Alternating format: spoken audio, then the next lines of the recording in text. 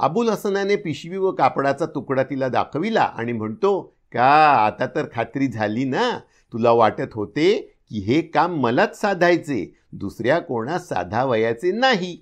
याप्रमाणे त्या दोघांनी कालिफास व जुबैदीस फसविले व अबुल हसनाने यापासून पुढे काय होणार याची अटकळ बांधली.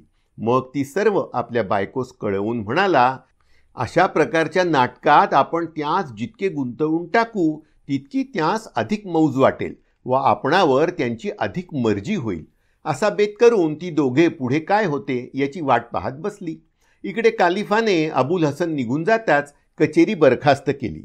त्या दिवशी दरबारात मोठ्या जरुरीच्या कामाचा विचार करावयाचा होता, तरी तो दुसरे दिवसावर टाकून नुजातुल औदात हिच्या मरणाने आपणात झालेले दुःख राणीस कळविण्याकरिता कालिफ तिच्याकडे जाण्यास निघाला. मशरूर हा नेहमी जवळच असे व कालिफाच्या मर्जीतला होता, यास्तव त्यास त्याने आपणाबरोबर नेले. मग ते दोघे जुबैदीच्या महालाकडे गेले. दाराशी जाताच कालिफाने जाळीचा पडदा एकीकडे केला आणि पाहतो तो जुबैदी फार कष्टी होऊन आपल्या पलंगावर रडत बसली आहे. मग तिच्याजवळ जाऊन कालिफ म्हणाला, अगं, तुझी अशी अवस्था पाहून मला जे दुःख होत आहे ते काय सांगू, पण तूच पहा बरे, ज्या गोष्टीस उपाय नाही तिचा कितीही शोक केला तरी काय उपयोग. मरण कुणास चुकले आहे? जो प्राणी जन्मास येतो त्यास मरणसमयी आपले आयुष्य ईश्वराच्या स्वाधीन परत केलेच पाहिजे, त्यास इलाज नाही. आता तुझी दासी नुजातुल औदात ही मोठी गुणाची होती, यास्तव आरंभी तुला फार खेद वाटला हे योग्यच झाले, परंतु अजूनही जर तू आणखी शोक करीत बसलीस तर ती काय जिवंत होणार आहे? काही नाही. तर असा शोक टाकून दे आणि आपल्या शरीराला जप, एवढेच माझे सांगणे आहे. कालिफाचे असे ममतेचे भाषण ऐकून जुबैदीस आनंद तर वाटला खरा, पण नुजातुल औदात मेली असे कालिफास बोलताना ऐकून तिला फारच आश्चर्य वाटले व उत्तर काय करावे हे तिला सुचेना. त्यातूनही कालिफाने अगदी निराळाच वृत्तांत सांगितला. तेव्हा तर ती फारच गोंधळून गेली. मग काही वेळाने ती आश्चर्याच्या मुद्रेने कालिफास म्हणाली, महाराज, तुमचे ममतेचे भाषण मला रुचले खरे, पण तुम्ही नुजातुल औदात हिच्या मरणाची जी खबर मला सांगितली ती बरीक मला नीटशी समजली नाही. जी मेली म्हणून तुम्ही मला सांगितले ती तर चांगली खुशाल आहे. मी शोक करते आहे तो तर अबुल हसनाबद्दल. तो तुमच्या मर्जीतला होता व तुम्ही त्याची माझ्याशी ओळख करून दिलीत व तो आपणाला मोठी करमणूक असे म्हणून मला त्याच्याकरिता फार दुःख वाटले. पण महाराज, तो मेला असताही आपणास त्याच्याविषयी काहीच वाईट वाटत नाही. अबुल हसन चांगला आहे, मजेचा मनुष्य आहे, अशी माझ्याजवळ त्याची वारंवार वाखाणणी करूनही इतक्यात तुम्ही त्यास विसरून गेला हे पाहून मला फारच अचंबा वाटतो. तसेच अबुल हसन खरोखर मेला असून नुजातुल औदात मेली असे भलतेच बोलता, याचेही मला नवल वाटते. कालिफाने स्वतः अबुल हसनाच्या तोंडून त्याच्या बायकोच्या मरणाचे वर्तमान ऐकले होते, तेव्हा जुबैदीचे असे बोलणे ऐकताच तो मोठ्याने हसू लागला व मशरूरास म्हणतो, अरे मशरूर, ऐकलेस ना राणीचे बोलणे? ताळना मेळ अशी बोलणी बायका कधी कधी बोलतात, हे खरे की नव्हे? मग राणीकडे वळून कालिफ म्हणाला, अगं, अबुल हसनाबद्दल म्हणून जर शोक करीत असशील तर तो टाकून दे, कारण अबुल हसन काही मेला नाही, त्याची बायको मेली. अबुल हसन तर नुकताच ओरडत ओरडत दरबारी आला होता आणि त्याने बायको मेल्याचे वर्तमान सांगितले. तेव्हा मी त्यास काही कापड व एक मोहरांची पिशवी तिच्या उत्तर कार्याकरिता देवविली. हवे तर मशरूरास विचारून पहा, तो देखील असेच सांगेल. हे कालिफाचे बोलणे जुबैदीस काही खरे वाटेना. तिला वाटले ही सर्व थट्टा आहे. मग ती कालिफास म्हणते, महाराज, अहो, या काय थट्टा करण्याच्या वेळा आहेत? मी तुम्हास खचित सांगते की तुमची ही थट्टा मला अगदी रुचली नाही. अबुल हसन मेला म्हणून जे मी तुम्हास सांगितले ते काही थट्टेने सांगितले नाही, तो खराखुराच मरण पावला. तर नुजातुल औदात मेली अशी भलतीच थट्टा न करता मी सांगते ते खरे माना. कालिफ म्हणाला, असे आहे तर मीही पण तुला खचितच सांगतो की ही सर्व तुझी भ्रांती आहे. अबुल हसन काही मेला नाही, नुजातुल औदात मेली. तो तर चांगला खुशाल आहे. कालिफ इतके टाकून बोलला म्हणून जुबैदीत जरा राग आला. ती म्हणाली, महाराज, आज आपली चित्तवृत्ती काही ठीक नाही असे मला वाटते. मी आपणास पुन्हा एक वार खास सांगते की अबुल हसन मृत्यू पावला व नुझातुल अवदात ही अजून जिवंत आहे. ती येथे येऊन गेल्याला 2 घटका देखील लोटल्या नाहीत. त्यावेळेस तिची अशी अवस्था झाली होती की तिने आपल्या दुःखाचे कारण सांगितले नसते तरीही माझ्या डोळ्यात आसवे आली असती. माझ्या सर्व दासीही मजबरोबर रडू लागल्या व पाहिजे असल्यास त्या देखील तुमची खात्री करून देतील. मग तिला एक मोहरांची पिशवी व कापडाचा तुकडा असे देऊन मी जावयास सांगितले. तेव्हापासून मी मोठ्या दुःखात आहे व ही दुःखाची वार्ता कळविण्यास मी तुम्हाकडे कोणास पाठवणारही होते, पण तेवढ्यात तुम्हीच स्वतः आला. हे सर्व ऐकून कालिफास मोठे हसू आले, पण लागलीच हसू आवरून तो म्हणाला, अरेच्चा, हा कोण विलक्षण हट्ट. मी तुला खात्रीने सांगतो की अबुल हसन जिवंत आहे. नुझातुल अवदातच मेली. जुबैदी म्हणाली, ते काही नाही, अबुल हसनच मेला. मी भलतेच कसे काय ऐकून घेईन. तिचे बोलणे ऐकून कालिफ रागाने लाल झाला. तो जुबैदीपासून लांब मंचकावर बसला होताच. मग मशरूरास म्हणाला, जा रे जा आणि कोण मेले ते मला येऊन सांग. नुझातुल अवदात मेली हे जरी मला खचित ठाऊक आहे, तरी आता याशिवाय मला दुसरा उपाय दिसत नाही. असे कालिफ बोलत आहे तोच मशरूर निघून गेला.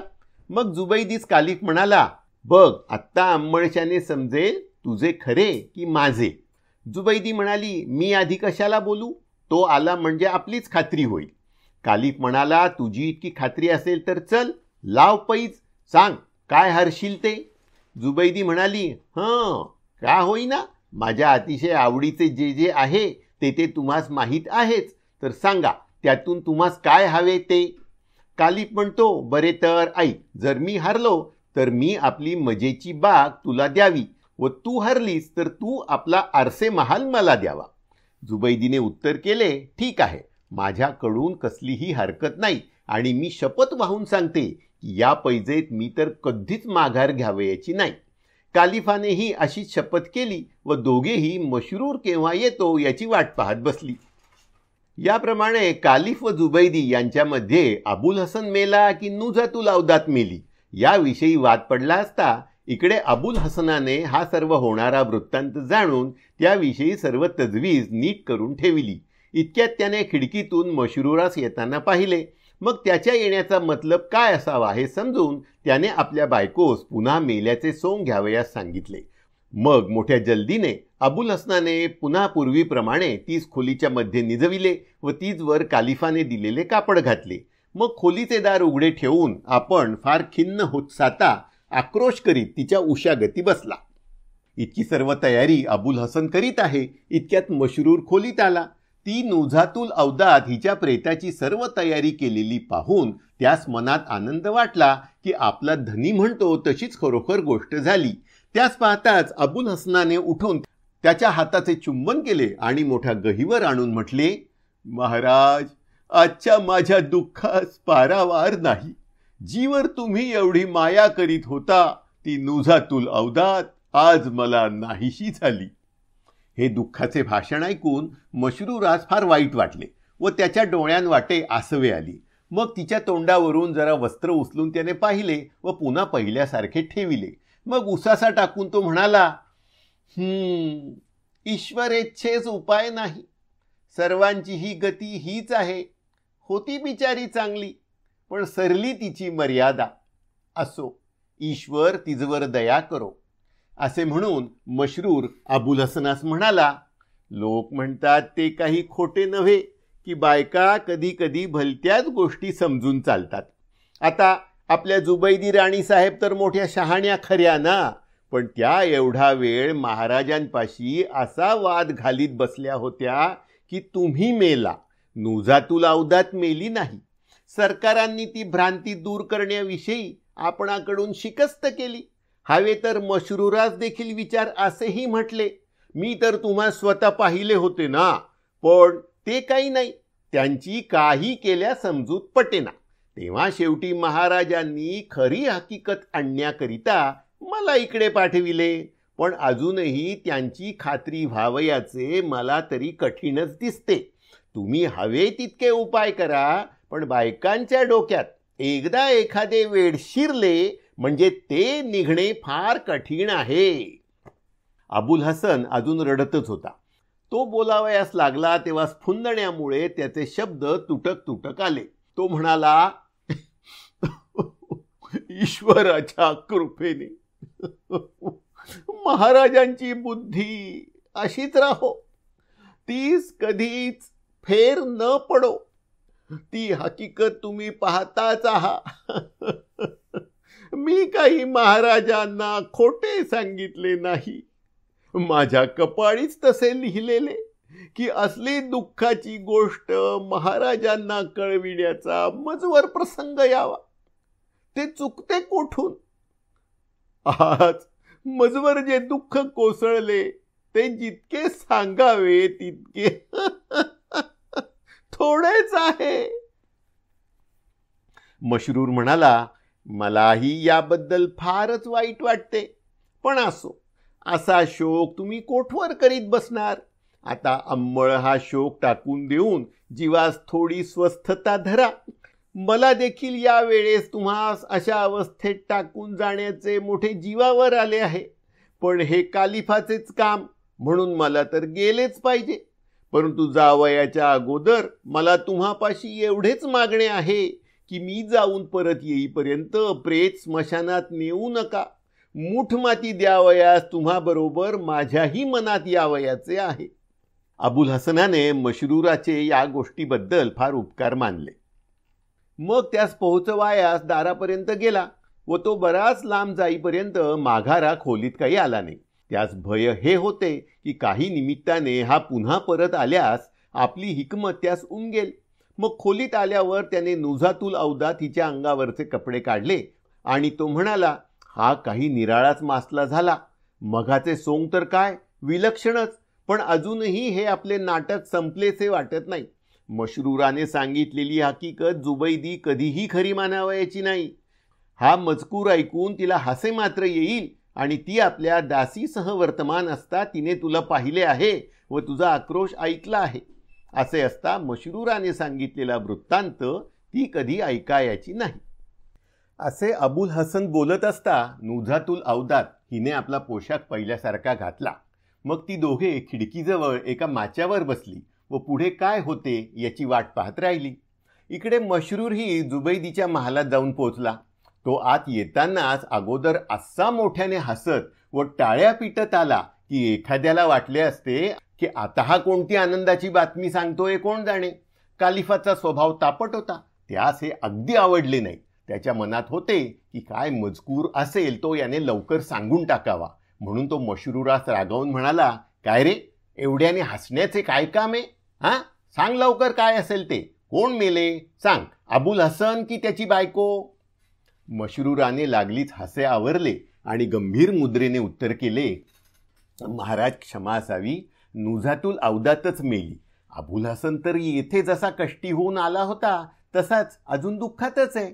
इतके मशरूर म्हणतो आहे मात्र तो कालिफ मोठ्याने हसू लागला आणि मशरूरास म्हणाला, हा, खाशी बातमी सांगितलीस. अरे, नुकता या क्षणाच्या आधी जुबैदीकडे अरसे महाल होता, पण आता तिची सत्ता सरली, तो माझा झाला. तू येथून निघून गेलास आणि आमची पैज पडली की जुबैदी हरली तर तिने आपला अरसे महाल मला द्यावा आणि मी हरलो तर आपली बाग तिला द्यावी. असो, तू सध्या फार मोठे काम केलेस खरे, तुला अगोदर बक्षीस दिले पाहिजे, पण हे राहू दे एकीकडे. आधी सर्व मजकूर काय काय काय झाला तो सांग.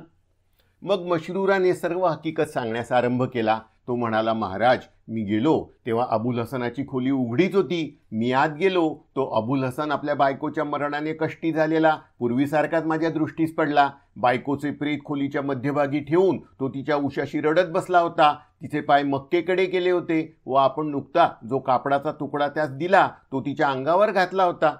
त्याचे दुःख पाहून मलाही फार वाईट वाटले व मी नुझातुल औदा तिच्या जवळ जाऊन तिच्या तोंडावरचे वस्त्र जरा एकीकडे करून पाहिले. तो तिचे तोंड सुजेमुळे पुष्कळच बदलून गेले होते.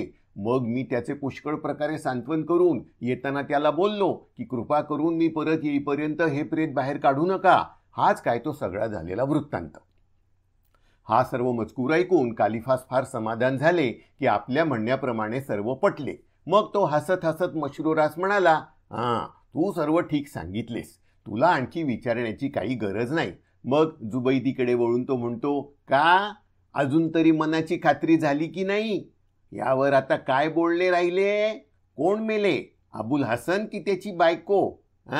पैज हरलीस की नाही तू? मशरूराने सांगितलेल्या गोष्टी जुबैदीस मुळीच खऱ्या वाटले नाहीत. ती म्हणाली, महाराज, याच्या बोलण्याचे मी कधीही प्रमाण धरणार नाही. हा लबाड मनुष्य आहे. हा मेला केव्हा काय म्हणेल याचा अगदी नेम नाही. आणि मी काही आंधळी नाही किंवा बेशुद्धही नाही. मी स्वतः या माझ्या डोळ्यांनी नुजातुल अवदात हिला मोठा आक्रोश करत इथे आलेली पाहिली आहे. मी स्वतः तिच्याशी बोलले आहे आणि नवरा मेल्याचे वर्तमान तिने जे मला सांगितले ते चांगले पुरतेपणी ऐकले आहे. मशरूर म्हणाला, बाईसाहेब, मी आपल्या आणि सरकारांच्या पायांची शपथ वाहून सांगतो की अबुल हसन जिवंत आहे. त्याची बायको मेली. हे बोलणे ऐकून जुबैदी फारच रागावली आणि म्हणाली, लुच्च्या, बटकुड्या, ही सर्व तुझी लबाडी आहे. ती बाहेर काढण्यास काही उशीर नको. असे म्हणून तिने टाळी वाजवून आपल्या दासीला बोलवले. तो त्यांचा एक घोळकाच्या घोळका हात आला. त्यांना जुबैदी म्हणाली, इकडे या ग. खरेच सांगा तर, येथे महाराज येण्याच्या अगोदर थोडा वेळ कोण आलं होतं? दासींनी एकदम उत्तर दिलं, नुजातुल अवदात. ही येऊन गेली. मग जुबैदी आपल्या खजिनदारणीस म्हणाली, काय ग, मी तुला नुजातुल अवदात हिला काय द्यायला सांगितले?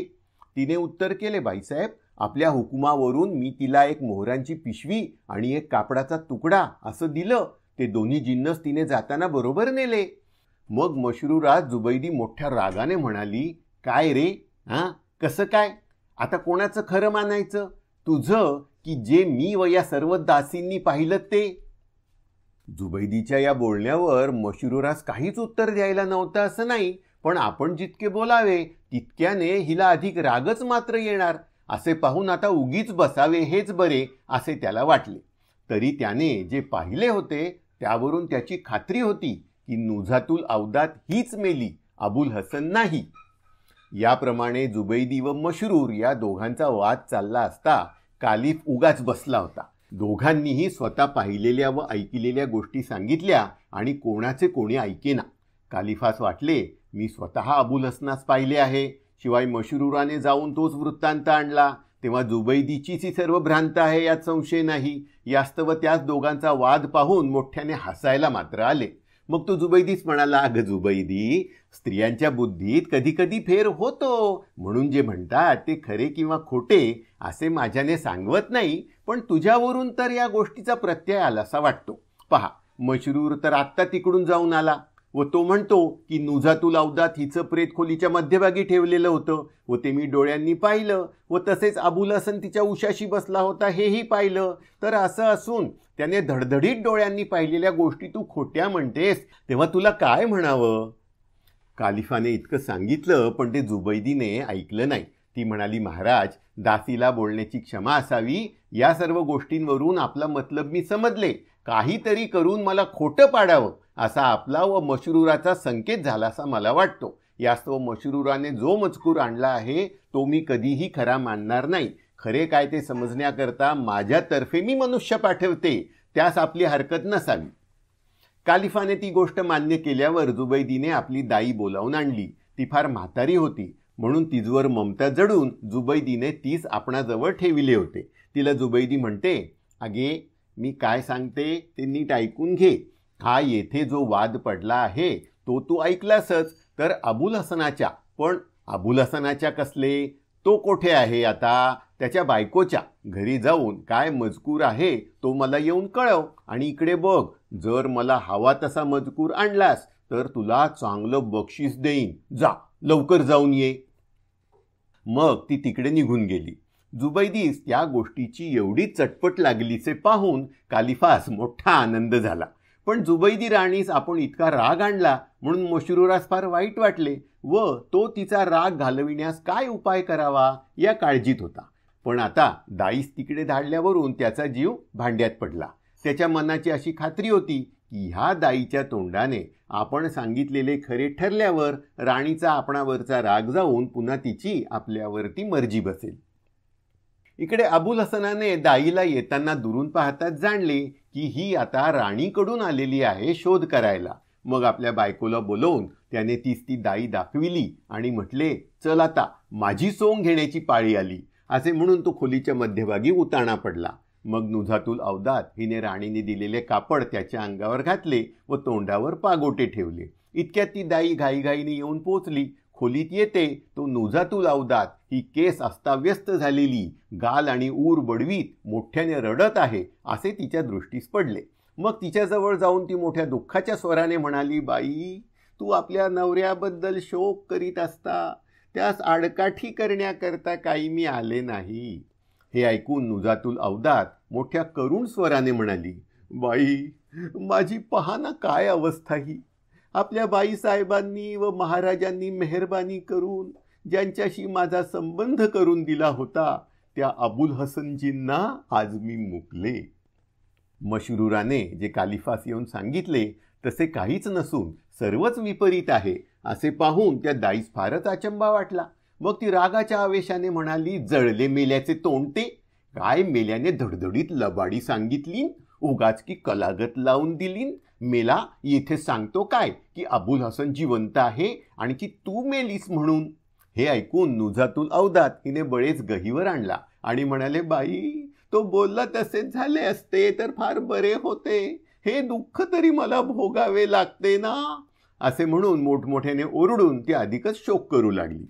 ही तिची अवस्था पाहून दाईस फार वाईट वाटले. मग तिच्याजवळ बसून तीही रडू लागली. इतक्यात तिने सहज अबुल हसनाच्या डोक्यावरचे पागोटे अंमळ एकीकडे केले व आपणास अजून ओळखता येतो की नाही म्हणून पाहू लागली. मग लागलीच पागोटे जसेचे तसे करून ती दुःखाने म्हणाली, असो, झाले त्यास इलाज काय, ईश्वर त्यास चांगल्या गतीला नेओ. असे बोलून ती नुजातुल अवदातीला म्हणाली, मुली, तुला अशा दुःखात टाकून जाणे माझे मन घेत नाही. पण नाईलाजाची गोष्ट, त्या मेल्या काळ्याने लबाडी सांगून बाईसाहेबांना ज्या अडचणीत घातले आहे तिथून लवकर जाऊन मला त्यांना सोडविले पाहिजे, तर मी जाते. असे म्हणून दाई निघून गेली व आता ही माघारी येणार नाही अशी खात्री झाल्यावर नुजातुल अवदात ही परत आली. मग डोळे पुसून तिने अबुल हसनास मोकळे केले आणि ती दोघेही जाळीशी पलंगावर पुढे काय होते याची वाट पाहत बसली. इकडे ती दाई मोठ्या घाईघाईने तो निरोप राणीस सांगण्यास राजवाड्यात आली. ती म्हातारपणामुळे अशक्त झाली होती, तरी आपला मजकूर ऐकून राणीस फार संतोष होईल व ती आपल्यास मोठे बक्षीस देईल या आशेने तिने येताना फार जल्दी केली. ती राणीपाशी आली. ती दम टाकीतच आली व सर्व वृत्तांत तिने पाहिल्याप्रमाणे अगदी साध्या रीतीने सांगितला. दाईने आणलेली खबर ऐकून जुबैदीच्या मनास तर फार समाधान वाटले. मग ती आवेशात येऊन म्हणाली, अगं सांग सांग पुन्हा तोच मजकूर, महाराजांना ऐकू देतो. त्यांच्या मते आपण सगळ्या वेड्या, आपणास धर्म कळत नाही, देवाचे भय नाही, काही नाही. तसेच या काळ्यालाही नीट ऐकू दे, आपणास काही ठाऊक नसताही हा मेला दुसऱ्यास खोटे करायला पाहतो. दाईने खबर आणल्यावर आपण सांगितलेली हकीकत खरी ठरेल अशी मशरूरास फार आशा होती. ती एकाएकी निष्फळ झाली. असे पाहून त्यास फार वाईट वाटले. शिवाय अबुल हसन मेला नाही ही गोष्ट त्यास पक्केपणी माहीत असताही ती वरूनच राणीची आपणावर गैरमर्जी झाली म्हणून तो मनात फार चरफडला. त्याने राणीलाही उत्तर केले असते, पण तिचा अपमान होईल या भयाने तो तिला काही बोलला नाही. पण दाईने सर्व मजकूर बनवून सांगितला अशी त्याची खात्री होऊन तो तिला रागाने म्हणाला, म्हातारडे, तू सांगितलीस ही सर्व लबाडी आहे, तिथला एक शब्दही खरा नाही. मी आपल्या डोळ्यांनी नुजातुल अवदात हिला मेलेली खोलीच्या मध्ये ठेवलेली पाहिली. दाईनेही त्यास लागण्यासारखे रागाने उत्तर दिलं, अरे तू या लबाड्या मला सांगतोस का? मी तर आत्ताच अबुल हसनास मेलेला पाहिला व त्याच्या बायकोलाही जिवंत पाहिली. मशरूर म्हणाला, मी लबाड नाही, तूच मात्र भलते भलते सांगून आम्हाला ठकवू पाहत आहेस. दाईने उत्तर दिले, काय हा बेशरमपणा, मी आपल्या डोळ्यांनी पाहिलेल्या गोष्टी सांगत असताही महाराजांसमक्ष अशी उद्धटपणाची उत्तरे करतोस. मशरूर म्हणाला, अगं पुरे तुझं बोलणं, तुला चळ लागलाय म्हणून अशी बडबड करतेस, दुसरं काही नाही. मशरूराने आपणासमक्ष दाईची इतकी बेअदबी केली म्हणून जुबैदीस फार राग आला. तिने दाईस उत्तर देण्यास मुळीच अवकाश ठेवला नाही. ती कालिफास एकदम म्हणाली, महाराज, हा उर्मटपणा तुम्हा पुढे केला काय आणि मज पुढे केला काय सारखाच, तर त्याचा बंदोबस्त आपण अवश्य केला पाहिजे. असे शब्द बोलताना तिला इतका संताप आला की तिच्याने पुढे बोलवेनासे होऊन ती रडायलाच लागली. हा सर्व वाद ऐकून कालिफ फार गोंधळून गेला. त्याने सर्व गोष्टींचा विचार केला, पण कशास काहीच जमत नाही. असे पाहून पुढे काय करावे हे त्याला काही सुचेना. राणी, मशरूर, दाई व इतर दासी या सर्वांसही अशीच पंचाईत पडून सर्व आपापल्या ठिकाणी उगीच राहिली. शेवटी कालिफ म्हणाला, जुबैदी, मला आता स्पष्ट दिसते की आपण सर्वच लबाड आहोत. मी, तू, मशरूर व ही दाई यापैकी कोणाच्याही बोलण्याचे प्रमाण लागत नाही. तर हा आपण सर्वच तिकडे जाऊन खरे कोणते याचा निवाडा करून याखेरीज आपला संशय फिटण्याचा मला काही दुसरा उपाय दिसत नाही. असे म्हणून कालिफ उठला व त्या मागून राणीही जावयास निघाली. मग दरवाजा उघडण्यास मशरूर पुढे गेला आणि कालिफास म्हणाला, महाराज, आपण ही तोड काढलीत याचा मला फार आनंद वाटतो. आता तिथे गेल्यावर मी या दाईची खात्री करून देईन की तिने अगदी लबाडी सांगितली. मघा मी हिला चळ लागला असे बोललो, यास्तव राणी साहेबांना माझा फार राग आला. म्हणून आता तसे न म्हणता मी इतकेच सांगतो की हिची लबाडी हिच्या पदरात घालीन. दाईने उत्तर केले, मेल्या काळ्या, फार तोंड करू नकोस. चळ भरला असला तर एक तुला भरला असेल, दुसऱ्या कोणाला नाही. मशरूराने दाईची पुन्हा निर्भर्त्सना केलेली पाहून राणीस फारच राग आला. ती म्हणाली, मेल्या गुलामड्या, तू आणखी कितीही बोललास तरी तुझ्यावर मी कधीही विश्वास ठेवणार नाही. माझ्या दाईने सांगितले तेच खरे आहे. मशरूर म्हणाला, बाईसाहेब, नुझातुल अवदात जिवंत आहे आणि अबुल हसनच मेला. अशी जर हिच्या मनाची पक्की खात्री आहे तर हिने माझ्याशी पैज लावावी. हे ऐकून दाईनेही लागलीच उत्तर केले, हे का होईना, सांग कसली पैज लावतोस ती. असे म्हणून कालिफ आणि राणी या दोघांच्या समक्ष त्यांनी बुट्टेदार सोनेरी कापडाची आपणात पैज ठरविली. अबुल हसन व नुझातुल अवदात यांचा महाल जुबैदीच्या महालासमोर होता. त्यातून निघून कालिफ, जुबैदी, मशरूर, दाई व दुसऱ्या दासी अशी सर्व मंडळी आपणाकडे येत आहेत असे अबुल हसनाने पाहिले. मग ती गोष्ट त्याने आपल्या बायकोस कळविली. तेव्हा ती जाळीतून पाहू लागली. तो ती खरोखरच इकडे येत आहेत असे तिने पाहिले. तेव्हा तिला प्रथम आश्चर्य वाटले, पण मग भयभीत होऊन ती म्हणाली, अहो, आता कसे करायचे? आपला आता खचित घात होतो. अबुल हसनाने न घाबरता स्वस्थपणेच उत्तर केले, अगे, घाबरण्याचे मुळीच कारण नाही. आपला पहिला झालेला बेत इतक्यात विसरलीस का? याच्या अगोदर ज्याप्रमाणे पाळीपाळीने आपण मेल्याचे सोंग घेतले त्याप्रमाणेच आता दोघांनी एकदम तसे करायचे. ती सर्व येथे येऊन पोचतात तोपर्यंत आपणा दोघांचीही तयारी होईल. याप्रमाणे बेत करून दोघांनीही आपापल्या अंगावर राजवाड्यातून आणलेली कापडे घेतली आणि खोलीच्या मध्यभागी एका शेजारी एक अशी दोघे आपली शरीरे गुंडाळून निजली. अशा प्रकारे ती दोघे मंडळी येण्याची वाट पाहत होती. शेवटी कालिफाची स्वारी आणि इतर मंडळी दाराशी येऊन पोचली. मग मशरूराने दार उघडले आणि कालिफ आणि जुबैदी आत गेल्यावर त्यांच्या मागून बाकीची सर्व मंडळी आत शिरली. पण दोघेही प्रेते होऊन पडली आहेत असे पाहून त्या सर्वांस फार आश्चर्य वाटले व स्तब्ध होऊन ती जशीच्या तशी उभी राहिली. हा प्रकार कसा घडला असावा हा तर्क कोणासही होईना. शेवटी जुबैदी कालिफास म्हणाली, हाय हाय, दोघेही बिचारी मरून गेली. पाहिले ना, हे तुमच्या आग्रहाचे फळ. नुझातुल अवदात मेली असे मला भलतेच सांगितले आणि शेवटी ती बिचारी नवऱ्याच्या दुःखाने खरोखरच मेली. कालिफ म्हणाला, छे ग, असं नव्हे, नुझातुल अवदातच अगोदर मेली आणि तिच्या मरणाच्या दुःखाने मागून अबुल हसन मेला हे तू पक्के समज. तुझी पैज फसली. आरसे महाल तुझा होता तो आता माझा झाला. जुबैदीस हे बोलणे लागून ती मोठ्या आवेशाने म्हणाली, असे कधीही होणार नाही. तुम्हीच पैज गमावलीत. तुमची बाग आता मजकडे आली. अबुल हसनच खचित अगोदर मेला. माझ्या दाईने नुझातुल अवदात हिला आपल्या नवऱ्याबद्दल शोक करताना प्रत्यक्ष पाहिले व ते आपण दोघांनीही तिच्या तोंडचे ऐकले. ते कसे खोटे होईल? कालिफाच्या व जुबैदीच्या या वादाबरोबर दुसरा एक वाद उत्पन्न झाला. मशरूर आणि जुबैदीची दाई या दोघांनीही आपापसात पैज लावली होती. तेव्हा आता ती दोघेही पैज मी जिंकली म्हणून भांडू लागली. हा त्यांचा वाद होता येथवर आला की दोघेही अगदी शिवीगाळ करण्याच्या बेतात आली. शेवटी दोन्ही पक्षांचा विचार करता कालिफास दिसून आले की पैज आपण जिंकली की जुबैदीने जिंकली याचा निश्चय करणे अशक्य आहे. खरे काय ते समजण्याकरिता हा शेवटचा उपाय करूनही काहीच समजले नाही. या गोष्टींचा कालिफास फार खेद वाटला.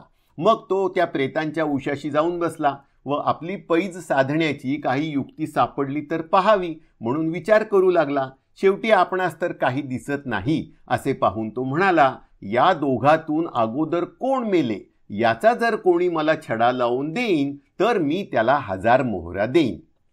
हे शब्द कालिफाच्या तोंडून निघता आहेत तोच अबुल हसनाच्या अंगावर जे वस्त्र होते त्या खालून शब्द निघाला, राजाधिराज, अहो मी अगोदर मेलो, द्या मला 1000 मोहरा. मग लागलाच अबुल हसन त्या वस्त्रातून बाहेर निघाला आणि त्याने कालिफाचे पाय धरले. त्याची बायकोही तसेच करून जुबैदीच्या पाया पडली, पण मर्यादेस्तव तिने आपले वस्त्र पांघरले. जुबैदीला हा चमत्कार पाहून फार भय वाटले व तिने मोठ्याने किंकाळी फोडली. तेणेकरून सर्वांस अधिकच भीती वाटली. शेवटी जुबैदीचे भय नाहीसे झाले व आपली आवडती दासी जिवंत आहे असे पाहून तिला हर्ष झाला. मग ती नुजातुल औदा तिला म्हणाली, अगे दुष्टे, आपल्या पायी मला किती दुःख भोगविलेस, पण ते असो, तू जिवंत आहेस एवढ्यास्तव तुला सर्व माफ करते. कालिफा जुबैदीसारखे मुळीच भय काही वाटले नव्हते. दोघेही आपापली वस्त्रे टाकून मोकळी झाली व अबुल हसन तर आपणापाशी घेणेकऱ्याप्रमाणे सक्तीने 1000 मोहरा मागत आहे या दोन्ही गोष्टींची त्याला फार मौज वाटली व तो मोठ्याने हसू लागला. मग हसतच तो अबुल हसनास म्हणाला, अहो अबुल हसनजी, तुम्ही तर आज पराकाष्ठा केलीत. हसवून हसवून तुम्ही मला अगदी मारून टाकले असते, ठेवले नसते. अहो जुबैदीस व मला अशा घोटाळ्यात घालण्याची युक्ती तुम्हा सुचली तरी कशी? अबुल हसनाने उत्तर केले, राजाधिराज, काही एक न छपविता सर्व मजकूर आपणास सांगतो, तो ऐकून घ्यावा. महाराज, आपल्याला माहीतच आहे की पूर्वीपासून ही ऐशा आरामाने राहण्याची मला मोठी आवड आहे. बरे, लग्न झाल्यावर तरी बायकोच्या मसलतीने ती कमी व्हावी, पण तसे काही झाले नाही. उलट तिलाही अशीच हौस असल्यामुळे ती अधिकच वाढली. मग काय विचारावे महाराज, आपली सर्व संपत्ती आमच्या जवळ जरी असती, अगदी समुद्रा इतके गच्च भरलेले खजिनेही असते, तरी देखील आम्ही तितक्यांचा फडशा उडविला असता. असो, याप्रमाणे आमची अवस्था झाली. आपण दिलेला सर्व पैसा अशा हौसेखाली उडाला. आज सकाळी स्वयंपाक्याचा पैसा चुकवून देऊन आणखीही कोणाचा सर्व पैसा द्यावयाचा होता, तो दिल्यावर आमच्या नजरेस एकाएकी आले की तो सगळा पैसा खलास झाला. तेव्हा आम्हा झाल्या गोष्टीचा फार खेद झाला आणि यापुढे फार जपून वागावयाचे असा आम्ही निश्चय केला. पण सध्या येऊन पडलेले संकट कसे वारावे याविषयी आम्ही शेकडो तडजोडी काढल्या, पण त्या काही उपयोगी नाहीत असे आम्हाला लागलीच वाटले. शेवटी या गोष्टीची आम्हास फार लाज वाटली व महाराजांपाशी बोलण्यासही तोंड नाही. तेव्हा ही तरी युक्ती करून महाराजांची करमणूक करावी असा आम्ही बेत केला, तर सरकारांची आम्हास या गोष्टीबद्दल माफी असावी. अबुल हसनाने सर्व हकीकत मोकळ्या मनाने सांगितलेली ऐकून कालिफास आणि जुबैदीस फार समाधान वाटले. झालेल्या गोष्टीविषयी कोणीही मनात राग आणला नाही. जुबैदीला एवढ्या वेळपर्यंत मोठा खेद वाटला होता, पण हे अबुल हसनाचे भाषण ऐकल्यावर त्याने आपला बेत सिद्धीस जाण्याकरिता कशा हिकमती केल्या हे मनात येताच तिला फार हसू आले. कालिफास तर सर्वच गोष्ट मोठी चमत्कारिक वाटून त्याचे हासेच थांबत नव्हते. मग त्याने उठून अबुल हसन व नुजातुल औदात या दोघांना म्हटले, चला आता माझ्याबरोबर. तुम्ही दोघेही जिवंत आहात म्हणून मला मोठा आनंद वाटतो, तर मी म्हटल्याप्रमाणे तुम्हाला 1000 मोहरा देतो. जुबैदी म्हणाली, महाराज, 1000 मोहरा देण्याचे तुम्ही अबुल हसनास मात्र कबूल केले आहे, तर त्यासच तुम्ही द्या. नुजातुल औदात हिची काळजी तुम्हास नको, ते काम माझे आहे. असे म्हणून तिने आपल्या खजिनदारणीकडून नुजातुल औदात हिलाही 1000 मोहरा देवविल्या. याप्रमाणे अबुल हसन आणि नुजातुल औदात या दोघांनी कालिफ हारून अल रशीद आणि जुबैदी राणी यांची मर्जी नेहमी खुश ठेवून ती दोघे जो पैसा देत त्यावर आपले दिवस सुखात आणि आनंदात घालविले.